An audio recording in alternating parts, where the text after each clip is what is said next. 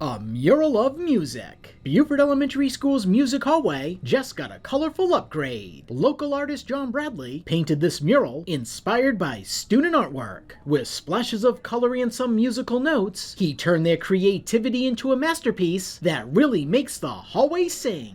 Most of it come from their ideas, and I just kind of perfect it. I try to, make it in a mural or a way that, people can see it on a big scale. But all of their ideas will be acknowledged, and I know they feel good to come back and see it and can tell others classmates, hey, that was my ideas. I take pleasure in doing that. Several students submitted designs for the mural, and 2 had their artwork selected as the final inspiration. I came up with the record player having music notes coming out of it because I just wanted to do something where music was coming out of something. I did the word music on it, the 8th note, and then the records that have multiple colors on the inside. And I put the mascot because it's our mascot and it had a little 8th note in its mouth.